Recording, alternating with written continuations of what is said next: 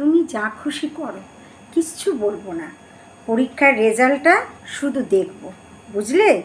তুমি ঘুরে বেড়াও, আড্ডা মারো, বন্ধুদের সঙ্গে ফুর্তি করো, কিচ্ছু বলবো না। শুধু দেখবো রেজাল্টের দৌড়টা, নম্বর কীরকম পাও সেটাই আমার বিবেচ্য। সাঁতার শেখো, গিটার শেখো, ছবি আঁকা শেখো, কুছ পরোয়া নেই। টাকা আমি জোগাবো, কিন্তু ওসবে আমার কোনো আগ্রহ নেই। আমি দেখব তোমার স্কুলের অ্যানুয়াল পরীক্ষার মার্কশিট, ওটাই আসল, ওটাই সব। আরে বাবা, লেখাপড়ায় চ্যাম্পিয়ন না হলে একালে কোথাও ঠাঁই পাবি না। না, কোথাও না, না চাকরি না কোনো কিছু। তাই আগে চাই দুর্দান্ত রেজাল্ট। অঙ্কে 100, ফিজিক্সে 97, কেমিস্ট্রিতে 96, হিস্ট্রিতে অন্তত 80, ভূগোলে অন্তত 75। এরকম তাক লাগানো মার্কশিট মানেই ভবিষ্যৎ উজ্জ্বল, জীবন সার্থক। নইলে তুইও যা ফুটপাতে তেলে ভাজা বিক্রেতাও তাই।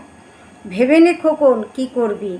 গান গেয়ে, ছবি এঁকে, বাঁশি বাজিয়ে শেষ পর্যন্ত কী হতে পারবি? কিশোর কুমার হবি? রবিশঙ্কর হবি? ফুহ, ওসব তোর কম্য নয়। তুই কেরানি বাপের ভাড়া বাড়ির ঝগড়াটে সংসারের রেশন কার্ড হোল্ডার। ওসব স্বপ্ন তোর না দেখাই ভালো। পড় খোকন, পড়, পড়ে যা, মুখস্থ করে যা। দিন রাত, আকাশ বাতাস, ঈদ, দোল, দুর্গাপুজো, বন্ধুর বোনের বিয়ে, ছোট ঠাকুমার শ্রাদ্ধ, এসব হাবি জাবি ব্যাপার নিয়ে মাথা ঘামাস না খোকন।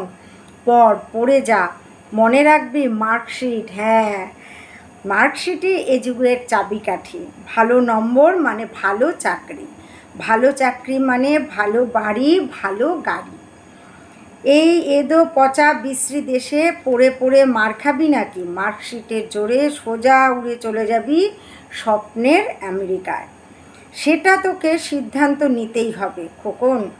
দেশ, জন্মভূমি, গায়ের বন্ধু, এসব ছেদো ব্যাপার।